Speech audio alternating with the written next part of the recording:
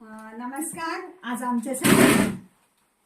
आमच्यासाठी आनंदाचा दिवस आहे. आज आदरणीय ठाकूर गुरुजी की ज्यांच्या शब्दांच्या पलीकडे या पुस्तकाचा प्रतिमा सिंग गुप्ता यांनी अंध मुलांसाठी ब्रेल लिपीत त्याचा अनुवाद केलेला आहे. आणि मला खरंच कौतुक वाटते की ज्यावेळी त्यांच्या वाचनात हे पुस्तक आलं त्यावेळी हे पुस्तक त्या मुलांपर्यंत पोहोचावं, म्हणजे त्यांच्या पण जीवनात प्रकाश यावा हा त्यांचा उदात्त हेतू. आणि त्यांनी जे हे कार्य केलेलं आहे ते खूपच, त्या मनाने गुरुजी मला वाटतं त्यांनी खूपच लवकर केलेलं आहे पुस्तक प्रकाशन. आणि ह्या वेळेला मला म्हणजे एका पुस्तकाचे 8 भाग झाले ब्रेल लिपीत. मोठं असतं पुस्तक ते ब्रेल लिपीचं वाचण्यासाठी. आपल्या एका पुस्तकाचे 8 भाग. आणि हा खर तर आमच्यासाठी अनपेक्षित, म्हणजे गुरुजींनी त्यावेळी सहज म्हणून सुरू केलेला उपक्रम.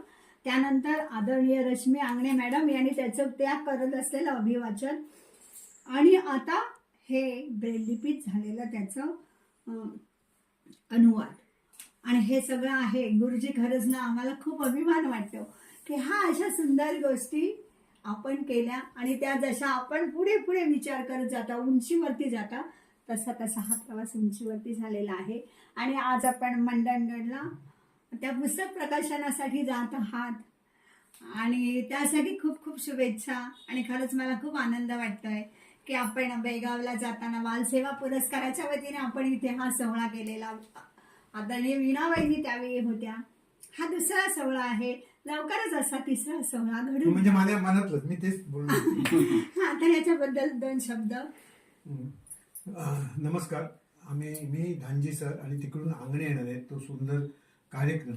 मला वाटलं नव्हतं की त्या पुस्तकाचं अशा तऱ्हेनं ब्रेल लिपीत भाषांतर होईल, परंतु वरती लिहिलेलं होतं घरातल्या प्रत्येकासाठी आणि प्रत्येक घरासाठी.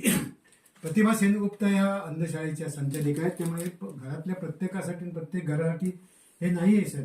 घरात जर दृष्टीहीन असेल तर त्याच्यासाठी काय करणार. म्हटलं माझ्याकडे काही नाही, त्यामुळे मी करू का भाषेचं रूपांतर. मी त्यांना सगळे परमिशन्स दिली. तो आज शुभयोग आहे. आणि चंद्रशेखर धांजी येत आहेत माझ्याबरोबर, मी आहे आणि तिकडून आंगणे येत आहेत. आणि हा अकल्पित योग कदाचित या घराचं, म्हणजे मी सांगत होतो उगाच कशाला केलं मिश्री, पण असं आहे की एकावर एक फ्री असं म्हणतात. एका याच्यावरती दुसरा पुरस्कार आला आणि ती म्हणते तसं दुसऱ्या पुरस्कारावरती तिसरा मोठा पुरस्कार येईल. त्यावेळी सुद्धा व्हाया धांजी असाच आमचा प्रवास असेल. म्हणून तोही हा कौटुंबिक सोहळा कौटुंबिक स्तरावरती स्वीकारण्याची मी त्यांना परवानगी दिली आहे. आणि तो सोहळा आता सुरू होईल इथल्या वास्तूला. आणि यांच्या सर्व कुटुंबियांना मी नमस्कार करतो आणि पुढच्या कार्यक्रमासाठी उज्ज्वला धांजी यांना मी परवानगी देतो.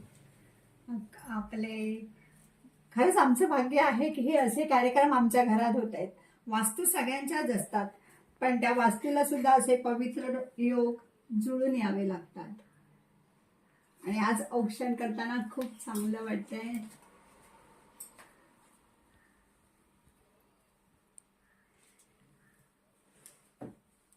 एकदाच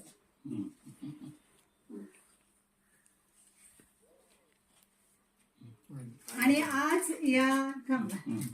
आज आमच्या आईकडून आज गुरुजींचा पुष्पगुच्छ देऊन सन्मान होत आहे. हा पण आमच्यासाठी खूप आनंदाचा क्षण आहे. माझ्यासाठी फार हिमालय एवढा मोठा आनंदाचा आहे. हा बघा ना. अरे आणि आता मी धनजी सरांना विनंती करते की सरांचा हातातच घेते. पूर्ण सिस्टीम आहे.